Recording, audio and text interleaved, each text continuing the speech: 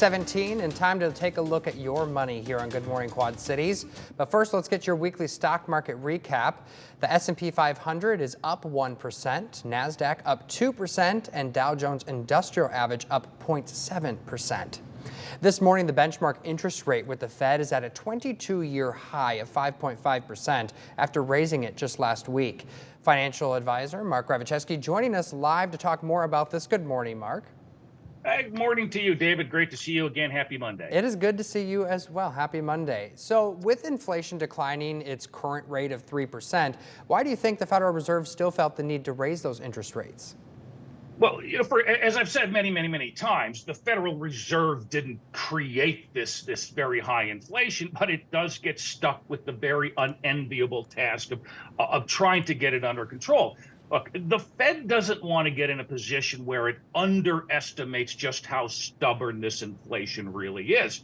As you and I were kind of chatting about a couple of weeks ago, in my opinion, one of the main reasons inflation has fallen over the past year is a decline in energy prices. If you remove energy prices from that inflation calculation, David, the rate of inflation jumps from 3% where it is right now up to 5%, and that conveys that outside the realm of energy prices, inflation is still fairly widespread throughout the economy. And energy prices, by the way, have been creeping higher. The price for a barrel of crude oil has increased by about 20% over the past month.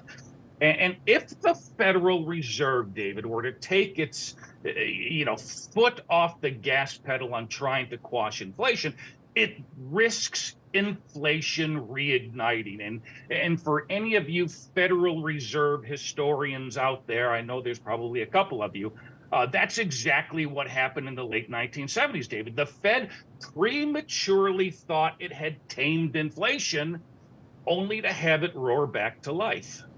And we're showing the graphic that you sent us of the U.S. Fed funds rate, but we're talking about those interest rates, 22-year high. How are we being impacted?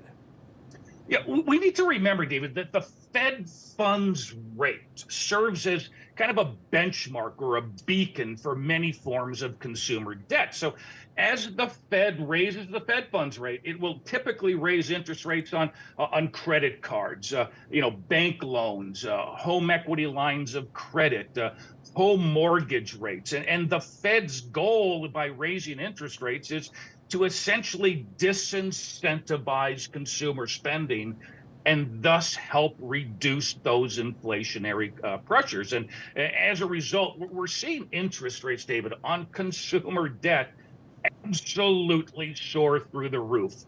The national average rate on a 30-year home mortgage is around 7.28%. 2 years ago, David, the average rate was just 2.75. And here's an example for our viewers. Assuming a consumer buys a $225,000 home and puts down a typical 20% down payment, this would increase the monthly principal and interest payment by $497, or about $6,000 a year. Wow. The average interest rate on a home equity line of credit, about 8.58%. The average interest rate on a 5-year auto loan has risen to 7.24% for a new car and about 8.5% for a used car. And finally, David, the average interest rate on a credit card is a wallet melting 24.24%. When I worked in banking, which wasn't that long ago, I remember signing out auto loans for 1.99%. Yep. So it's just crazy to see just how high they've gotten. The Department of Commerce, though, also reporting that the economy in the second quarter grew at an annualized rate of 2.4%, which was well above Wall Street's forecast of 1.5%. So what are your thoughts on this stronger than expected report?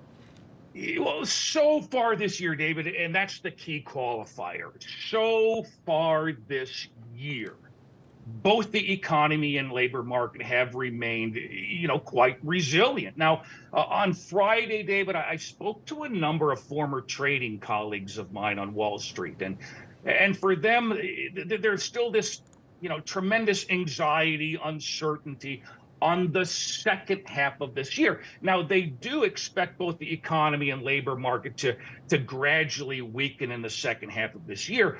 But where much of the uncertainty lies, though, David, for them at least, is if that weakness is strong enough to ultimately kind of tip the economy back into a recession. And that's where there seems to be, much more debate. Right. So I guess when in doubt, make sure you're paying off your debts as quickly as you can and have some reserves. Especially those high interest credit yeah. card rates, Oh my gosh. 24.24%. That's crazy. Oh, absolutely. All right. Thank you, Mark, so much for expertise this Monday morning. We'll see you again next Monday.